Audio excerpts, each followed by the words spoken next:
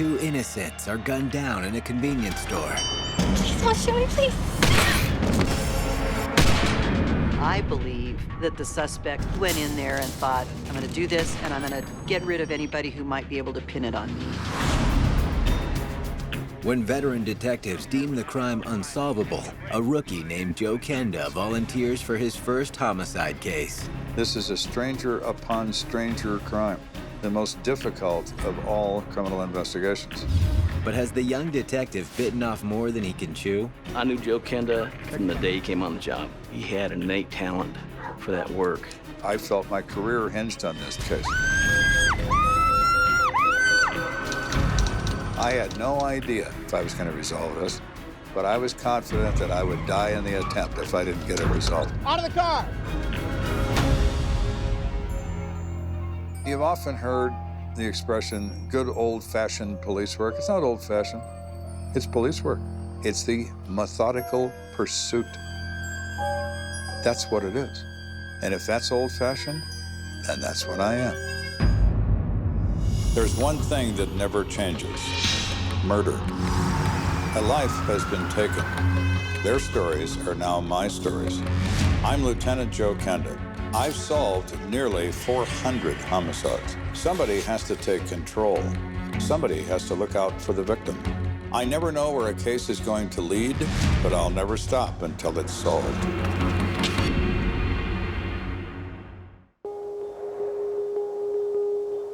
As the sun begins to rise over the high plains, the neighborhood of San Miguel is just starting to wake up. That early on a Sunday morning in Colorado Springs, I mean, you're not going to find many cars on the road or people shopping or anything like that. It's a very quiet time. Around 6:30 a.m., rancher Fred Howard pulls into an empty convenience store parking lot. Fred Howard was a passerby and decided to buy a newspaper.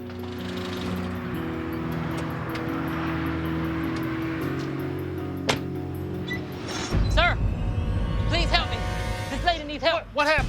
The guy tells him, hey, help me out. Somebody is shot in there.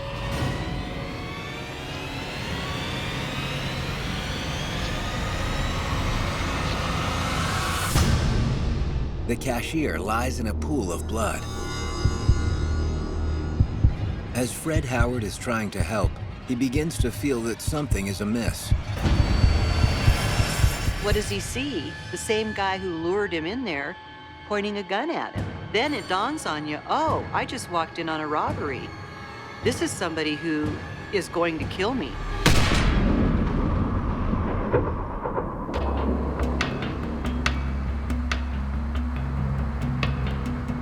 Across town, a promising young detective is going over some casework with a fine-toothed comb.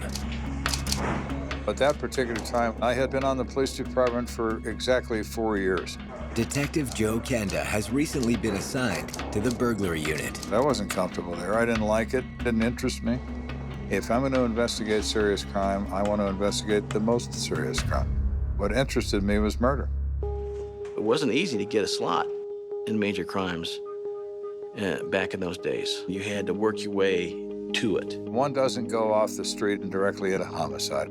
So my plan was, I worked very hard to make certain that I was doing the right thing every day. I thought that that would get me noticed. But so far, all Kenda's hard work and ambition has earned him is the animosity of a few veteran detectives. I was one of the few, if not the first officer employed who was a college graduate. So I suffered the slings and arrows of my compatriots who referred to me as the college boy. You're going to re-qualify the shooting course here soon? That's what I heard too. Whoa, whoa, whoa. Are you old enough to drink coffee? College boy? We could probably get you some chocolate milk in the back. It'd be the constant reminder that I must be really smart because I went to college and they didn't go to college, and on and on. It would never stop. It was every day, which I assured them it was true, that I was in fact smarter than they were. So it was kind of a little game we played. I can tell you from my experience as a young cadet and seeing the old timers, some of them are pretty intimidating. We had some pretty big old boys back in the day. and they were pretty gruff. Everyone assigned in investigations operated out of the same building, so you're in close proximity to all other detectives assigned, no matter what their assignments were. So there was no separation in terms of different offices or different parts of the building. It was all in the investigations area, so you intermingled all the time with everyone. On this particular morning, the hazing is interrupted by the sergeant in charge of homicide. Break's over, guys. Got a possible double on the west end. Need all the help we can get. I'm available, sir. Sure.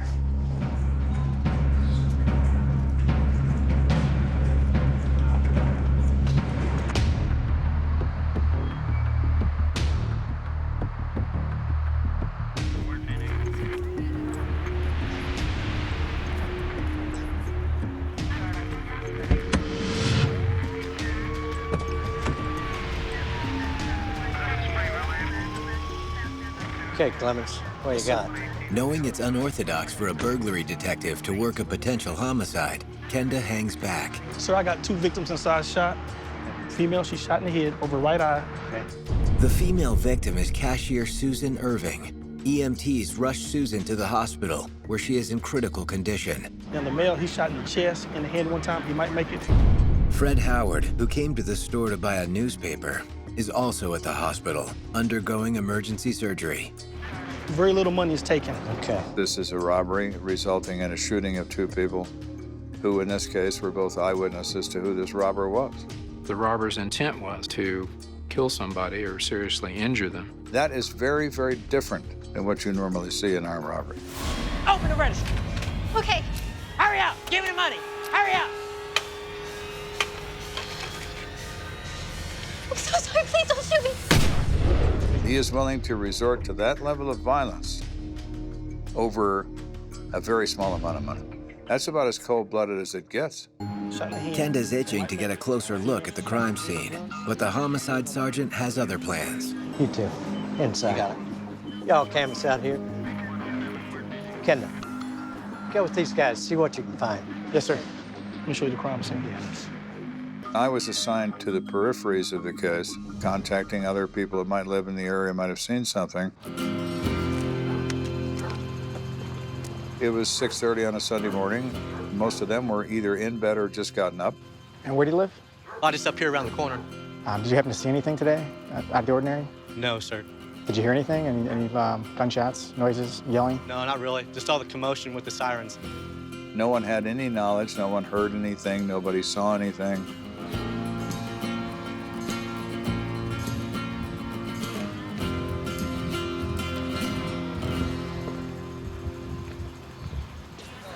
So I returned to the scene to tell someone that my initial assignment met without result. And I was in the process of doing that right in front of the front doors of the 7-Eleven when one of the homicide detectives came outside and he opened the door.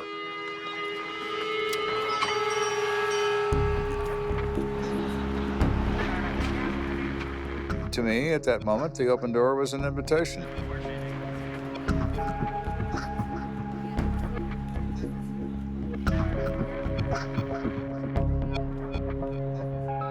And I started looking.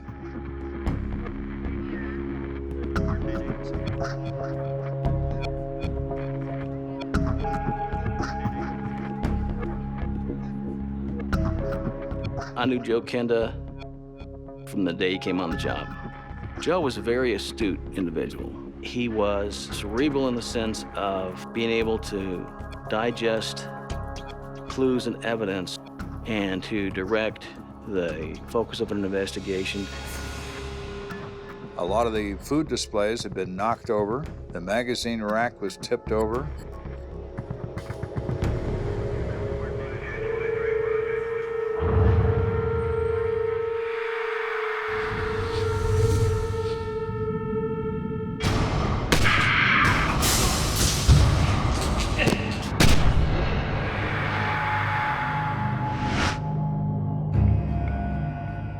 Obviously, a physical confrontation and struggle took place in that area. There seems to be zero evidence that will identify the shooter. Then, out of the corner of his eye, Kenda spots a potential clue. I saw an identification bracelet with a linked chain laying on the floor of the store. But no sooner has Kenda noted this evidence, he's taken to task by one of his superiors. Kenda, what the hell you doing? I'm just looking at the evidence. You know, with this bracelet here, we could Get probably... your ass out here. Yes, sir. For Christ's sake. Damn college kid.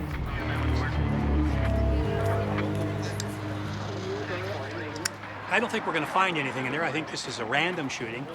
Kenda can't help but overhear the veteran detectives discussing the case. We could canvass for a quarter of a mile and not get anything. I don't think we're going to find anything. Why don't we focus on some things that we can get We done need to right move now? on to more important things. And hopefully something will come up eventually. I listened to the older detectives assigned in homicide, who are all trying to convince each other that there's too much work involved in this. They're all saying, boy, we'll never get this one. This guy's a stranger to these people. He's not their husband or their boyfriend. He's a complete stranger. And I thought, how odd is that? That we're just going to give up? There's always a scenario in cases where we talk about old guard or old timers being less than enthusiastic, and sometimes all it takes is somebody with some initiative, perhaps maybe a fresh perspective, that could make the difference in the case.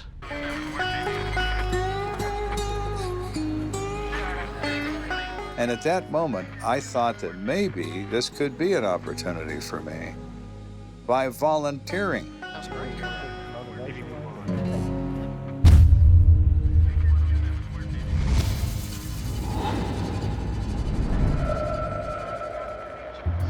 Hey, Sarge, if nobody else wants this case, I'll take it.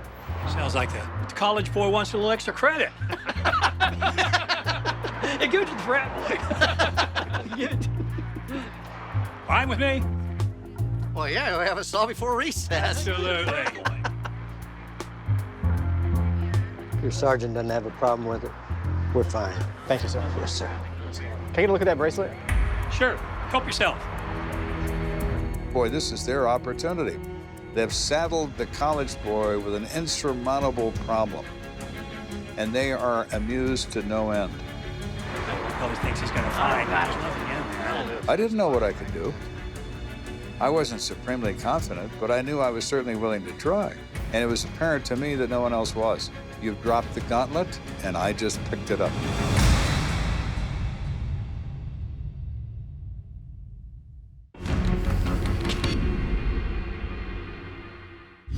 Rookie burglary detective Joe Kenda has volunteered for the first potential homicide case of his career. Other detectives believed that there wasn't enough there to lead to the identification of a suspect. Everyone else is looking at me like I've lost my mind, and I was feeling wonderful. I had no idea if I was going to resolve this, but I was confident that I would die in the attempt if I didn't get it resolved.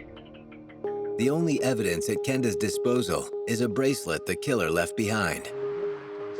I put it out on the deck of this police car, and I turned it over with a pen, and I see the name Ingrid. It's a girl's name. They were not jewelry store type bracelets. They were just little ID bracelets that were popular at that time, and you would put somebody you cared about's name on it. It was just a thing that boyfriends and girlfriends would give each other. That didn't seem promising to me, but it's still a link. If the only piece of evidence you have at the scene of a robbery is an ID bracelet that's left behind, your chances of solving that case are probably pretty slim. Not impossible, but slim. Kenda heads to the hospital to see if either victim is in any condition to talk. We were not there when this crime occurred, but these people were. They have critical information about the identity of the person responsible for this crime. You have to talk to them immediately. He starts with Susan Irving, the young convenience store cashier who was shot in the head.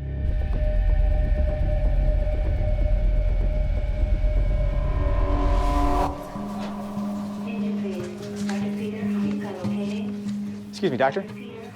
I'm Detective Kenda. Detective? Do you know where I might be able to find gunshot victim Susan Irving? She's heavily sedated right now.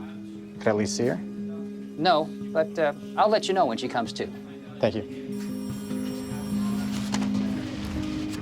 Hospital personnel's first concern is the health of the patient. Their last concern is the health of your investigation. Unable to speak with his witness, Kenda reluctantly prepares to move on. There was a time in my career when I didn't understand that if you look like you belong, everyone assumes you do. Good morning, doctor. I learned that here. I would just walk around hospitals like I worked there. I always wore a suit. I would never say I was a doctor, but of course I wouldn't correct them either. Dr. Kenda finds Susan Irving's room. I just walk in, and two nurses were there, and they looked at me, and they just sort of nodded, and I nodded back, and nothing was said. And they both got busy doing something. Kenda is hoping Susan Irving can describe the shooter when she comes to. In the meantime, he reads up on her condition. She has a gunshot wound of the head. She has edema of the brain. She's been sedated to try to reduce that pressure in the brain. So we're not going to interview Susan now or maybe ever. I was standing there wondering about what to do next.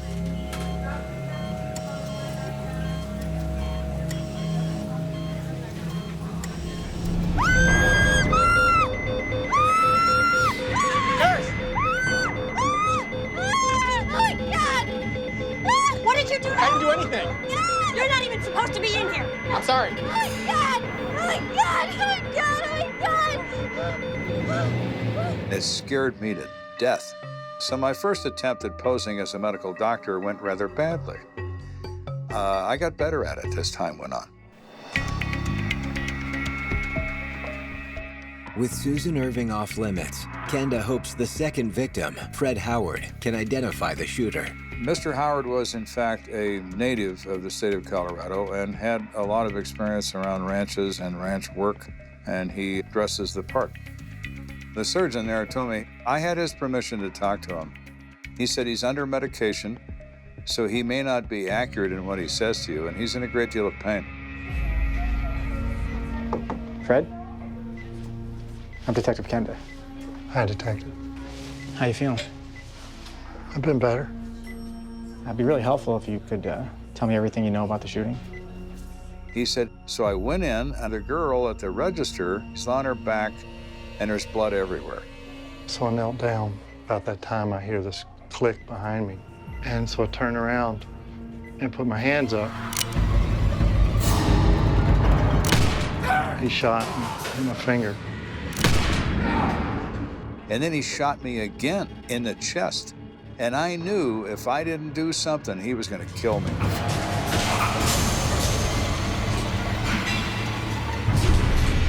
And I grabbed his wrist, and I felt that bracelet, and I just jerked on it, and it came off.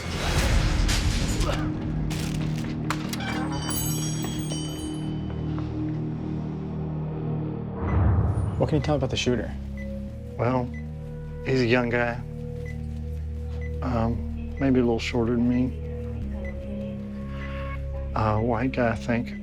You think he was white, or you're not positive? I'm not really sure. White male, 20 years old. Maybe, maybe not. After I saw the gun, I couldn't see much else. I don't think a person in that situation where he's resisting the robber is really focused so much on the identification. I think his view is survival to get out of there. But one thing we know for sure, he wears a bracelet with the name Ingrid on it. That we know. Can you remember anything that happened after that? No, I just sort of collapsed and I don't remember anything else. Is there any other description you can think of that might be helpful? He just had this black hoodie on and I could just see the black outline and that was it. Most people would have collapsed and probably died from multiple gunshot wounds. Not him. He's going to fight for his life. Well, it was a brave thing you did. And I appreciate the time. Sure, Detective. Get better soon. Thanks. A robber willing to kill is walking the streets of Colorado Springs, and it's up to Kenda to find him. But that's beginning to look impossible. Kenda, where's the suspect? You leave him in the damn car? Oh, the victim's still alive? They are, but neither one of them knows who the shooter is. Oh, you got your degree, you think you know it all. Well, you didn't learn a thing in college because the street's a whole different ball game. You hear a lot of that. Other detectives believed, based on their experience, which is certainly more than I had, that there wasn't enough there to lead to the identification of a suspect, which inspired them to look upon this as a way to further insult me and to prove to me that I'm a rookie and that I'm an idiot and having gone to college is meaningless. Sounds like to me you're beating the damn dead horse. Maybe it's time to move on.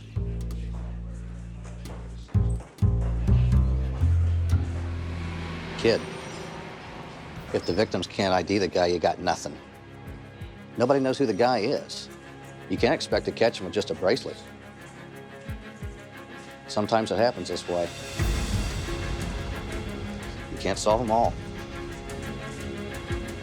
They were right. They were right. I was extremely aware that my opportunities for resolving this were slowly circling the drain. This is a stranger upon stranger crime, the most difficult of all criminal investigations. But it never means it's impossible. It never means that. Because in order for it to be impossible, you have to surrender. And I was unwilling to surrender.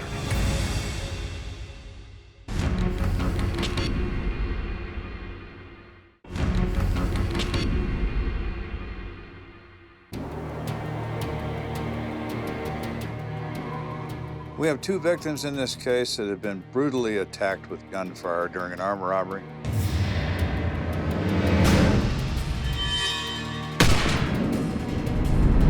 Now, it's up to newbie detective Joe Kenda to track down their attacker. Susan was in a coma the last time I saw her. Mr. Howard was suffering the pain of a gunshot wound, the loss of a finger, and the trauma of surviving an event like that. I was going to find who did that to him. I was going to find who did that to Susan, and I was going to do something about it. It's an enormous amount of responsibility, an enormous amount of pressure, and you can't allow your emotions to impact the clearness of your thinking. You have to carry on. The only thing I've got that might get me somewhere is a piece of junk jewelry.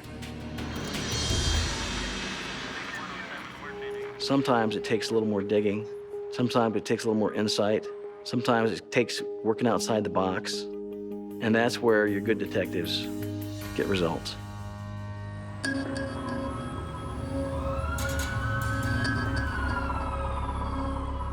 So, okay, our shooter is a guy. He's wearing a bracelet with a girl's name on it. That's his girlfriend, or at least someone that's close to him.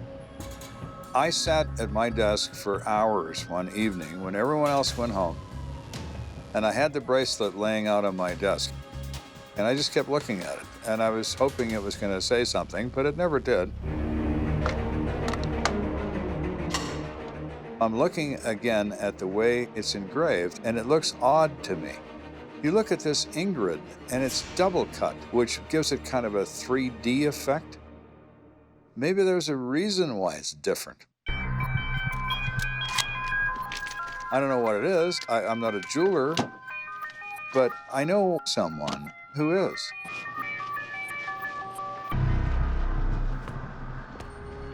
Hey, John. Joe, how are you? Good, how you doing? Good to see you. I was wondering if you could help me with something. Sure. We took this off a robbery suspect. I was wondering if you'd seen anything like it before. Oh, yeah, I've seen these. How about the engraving on it? It's kind of unique. Yeah, now the engraving, yeah, you're right. It's the double cut, the new Hermes system. That was done with a new Hermes engraving machine. How do you know that? He said, I've got one. He said, they're the only machine that does the double cut. Let me show you. And he took a piece of metal blank and he cut the name Ingrid on this engraving machine. Here you go, Joe. Made that right quick. Compare it. See? And he laid it next to my bracelet, and it's identical. That's the double cut, the new Hermes. Do you have the phone number for New Hermes? Yeah, let me get it for you. Armed with this information, Kenda calls New Hermes. Yes, I'm trying to find out who in the Colorado Springs area uses your engravers.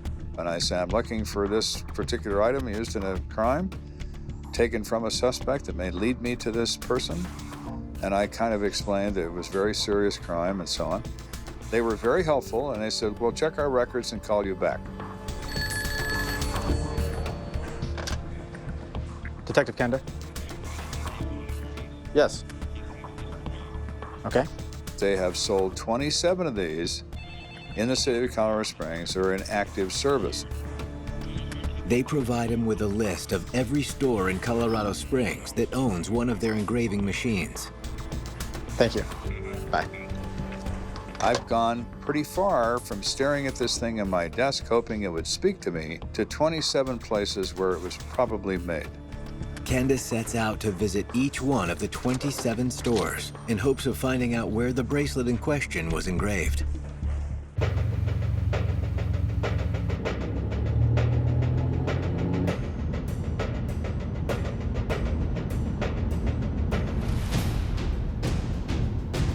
I started going to these places and asked them and show them the item, and do you ever do anything like this? And the answer is no, no, no, no, no. We're looking at the engraving machines in the city of Colorado Springs, even though there's this little voice in your head that says, well, yeah, but what if it's Denver? It could be Denver, Kenda, you moron. It could be Pueblo. You don't want to think about that. You can't. In an investigation, you have to be thorough, you have to be detailed, you have to be persistent, you have to be bulldogish about it. So I am about halfway on my list of machines. And I go to a place, this little place was called the Can-Do Shop. I'm working on an investigation. Do you recall selling that? Oh, yes, I remember that name. About 2 weeks ago, I think. Can you tell me about the buyer? Oh, a couple, a young white girl, black man. And I'm thinking, black boyfriend? Mr. Howard said he's a white guy. Are you sure he was black? Oh, yes. And she says, you know why I remember him? Why? He argued about the price. He thought it was too much. He was loud. He was profane. That guy was an asshole. And I thought, well, I'm certainly looking for one of those. Kenda believes the gentleman the jeweler is describing is his shooter, despite the fact that her account of him differs from the one given by Fred Howard. It's not uncommon for people to make mistakes about what they remember. They're trying to remember something that was so traumatic that the only thing they can think about is the pain and the gunfire. Now, who paid for it? She did. Did you happen to write down her name and address? Oh, yes, we have receipts. Would you like to see that? Please.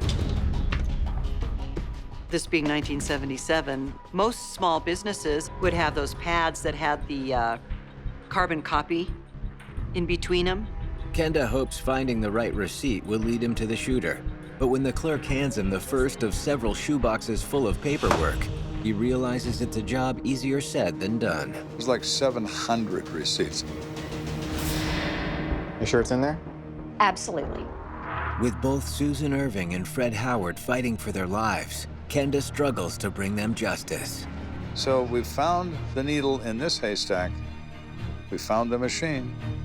Now we need to get into another haystack and find another needle. For exclusive footage, go to investigationdiscovery.com.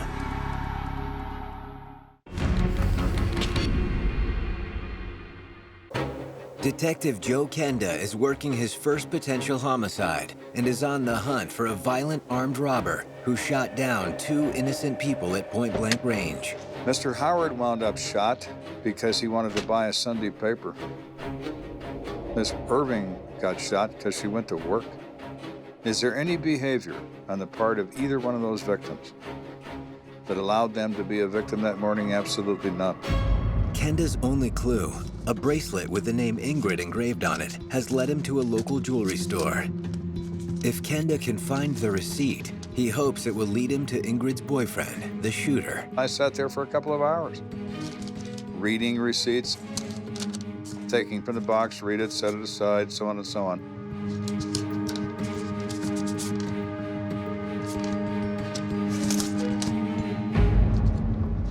I find it. The name Ingrid and an address on the west side. Did you find what you were looking for? I did. Mind if I take this one? No, go right ahead. Thank you. Thank you. Have a good afternoon, sir. You too. Now I have an address of not the guy, but the girl. So I drive to the west side, and I drive by this address. Well, I don't want to go directly to her, because if I'm right about all this, she's going to alert her boyfriend if I'm right about who the boyfriend is, and we're not going to get anywhere. So I start way on the other end of the block. I finally find a woman on the other side of this girl's house. Do you know the girl that lives right up here? Yes. Do you know if she has a boyfriend that lives with her? He doesn't, but he comes around a lot. Do you know what his name is? I don't. Can you describe him for me? He's black. You sure about that? Oh, absolutely, I see him. Really, he's a real nice looking guy. Nice. Thank you. Close enough for me. Let's continue with this. I had to assume that she's making this for the guy that's with her.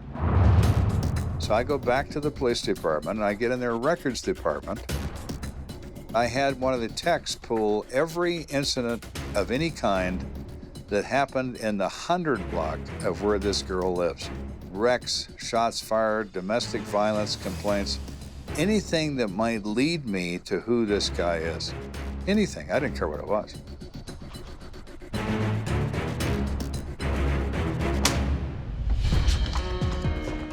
I was in there for 2 days.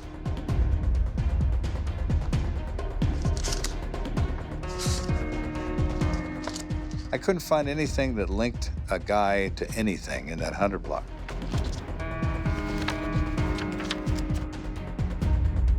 Until the afternoon of the second day, and I find a parking ticket issued for wrong side to curb, directly in front of her house, not somebody else's house, hers. His name is Fred Henry Swain. He is a black male. He is 21 years of age. Is this the suspect Kenda's been searching for? Right now, Fred Swain is simply a name, nothing else. So I go into the criminal records area. Swain.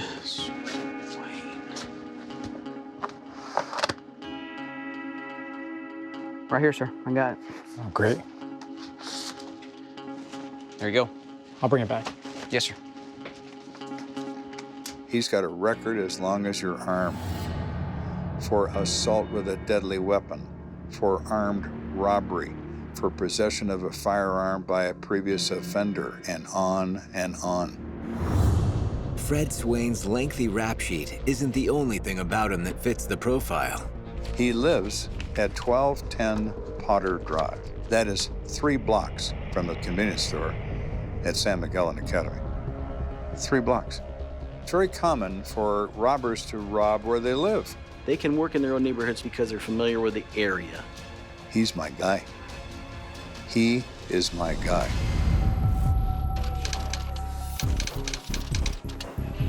Kenda draws up an affidavit for an arrest warrant, but he's worried that the lack of physical evidence might prevent the judge from signing off on it.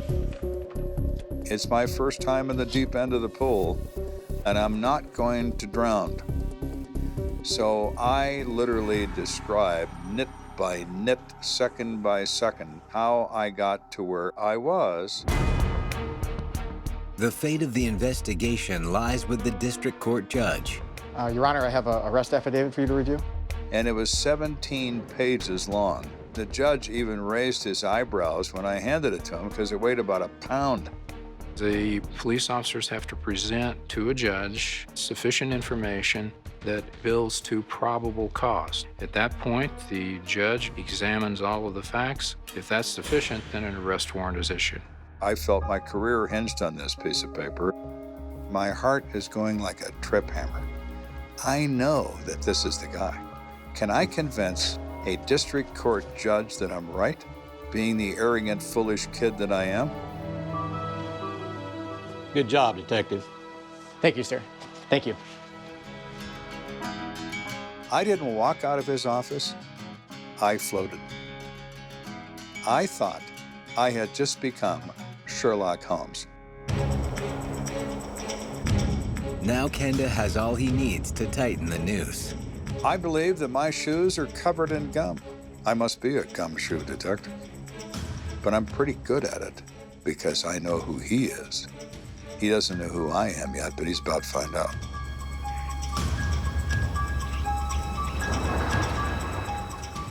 Well, this guy's a shooter, so we don't want to take him in the house. I'm afraid he might barricade himself in. Right. And I'm pretty sure he needs to come from behind us to get in here. So if you want to go down around the corner and hide so he doesn't see the marked car. It's just going to be you and your partner trying to take this guy down. You're going to try and take him down in the situation where he's got the least likelihood of being able to get away. Kenda and the officer stake out Fred Swain's apartment. The officer is sitting between two buildings, relatively out of sight. And I'm parked at the end of the block, and I'm watching my mirror to see he approaches on the street behind me.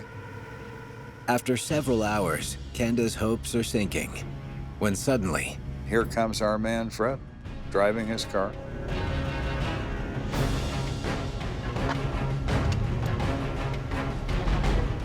So all of a sudden, it's a scramble. It's going from 0 to 100 in 0.2 seconds.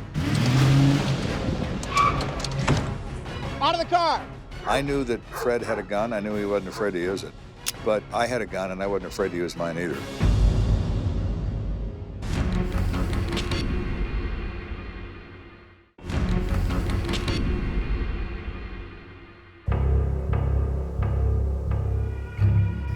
Detective Joe Kenda is lying in wait for Fred Swain, the prime suspect in a ruthless double shooting.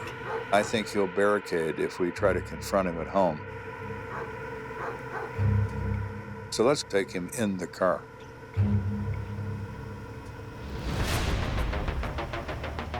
The principle is overwhelming force.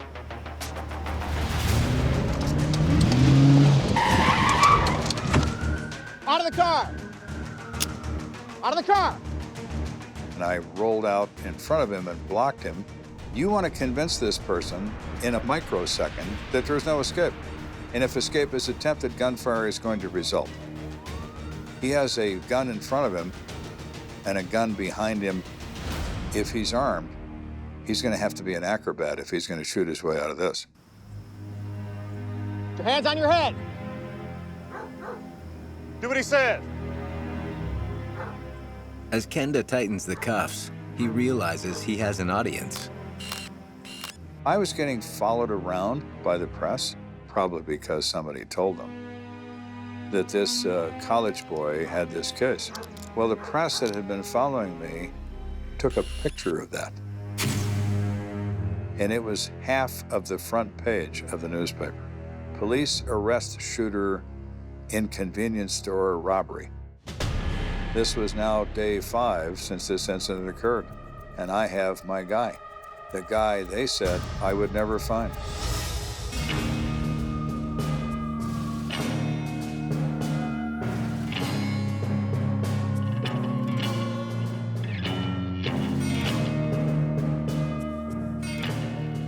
With veteran homicide detectives looking on, Kenda leads Fred Swain into an interrogation room.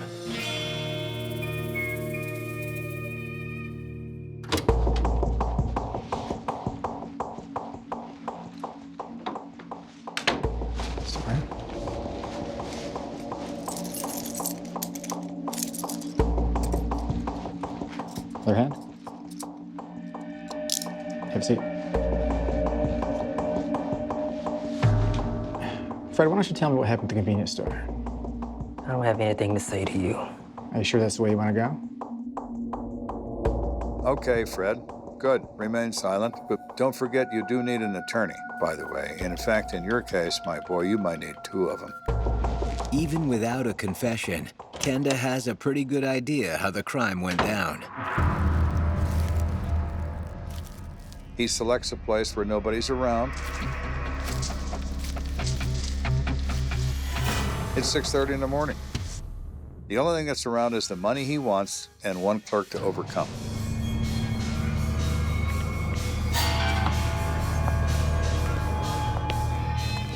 Open the register. Okay. Hurry up! Okay. Hurry up! Hurry up! Give me the money!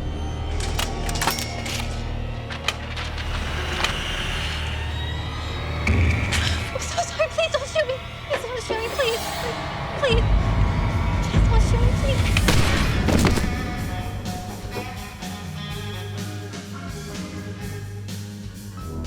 Now, what prompted him to shoot this girl, I don't know. It is possible that he walked in there intending there not to be any witnesses to this crime. He'd been in prison before, maybe he didn't want to go back. On his way out, Fred Swain notices Fred Howard approaching. He has seen him, or he might see him. So his plan is to shoot him too. That's about as cold-blooded as it gets. Sir, please, help me. What? Sir, I need some help. What? So he entices this man to come inside so he can shoot him. Oh my God, call 911.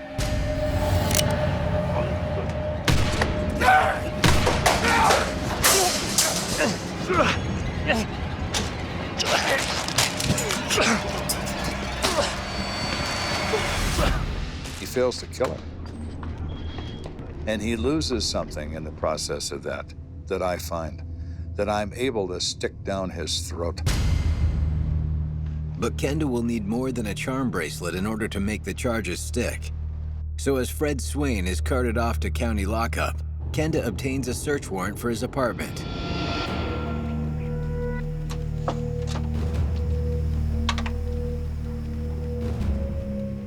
There's dirty clothes everywhere.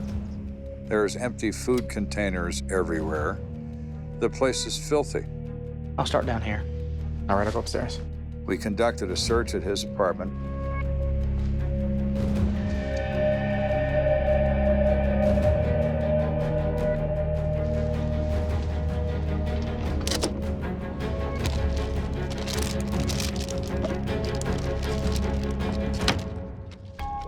We find a pistol in his bedroom nightstand. Our ballistics people examine a bullet they have that they've recovered from Mr. Howard's chest, and they determine without question this is the weapon used in this crime. But what about Fred Swain's girlfriend, Ingrid? I did speak to her. She had no knowledge of the event. She had no knowledge. In the following weeks, victims Fred Howard and Susan Irving are both on the road to recovery. To have both of them survive and just go on, I mean, it's like getting hit by lightning. They are the luckiest people in the world, and I hope that they've had long, happy lives. Instead of murder, Fred Swain is convicted of armed robbery and 2 counts of first-degree assault. But the presiding judge doesn't let him get off easy. The judge in the case, who was, in my opinion, one of the best judges on the bench at the time, was so offended by the behavior of this individual that he sentenced him in such a way that Mr. Swain will never get out of jail. The thing that struck me is that he intended to, I think, make sure there were no witnesses left to this crime. The ultimate sentence was 60 to 98 years in the penitentiary. I have complete contempt for the criminal in the world. I agree that life is difficult. I agree that it requires effort to survive. I disagree that you can violate the rules in order to accomplish that. It's not how things are done. And for somebody to go forward with a gun to confront over money, and then to use that gun, and then to use it yet again to eliminate a potential witness, he has certainly surrendered any right he has to be treated fairly or well. As for Kenda, his tenacity doesn't go unnoticed. After solving the case, he is officially transferred to the homicide unit. Initially, I was frightened that I had a big mouth and started myself down a path maybe I couldn't recover from. But it's the chance I took. He had innate talent for that work. He was the right guy for homicide.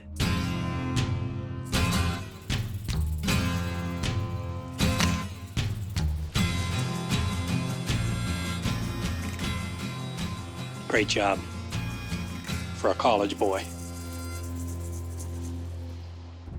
There were many people that did come up to me and say, that was quite a piece of work. And that was nice. It was nice. It made me feel good. But doing it is what made me feel good.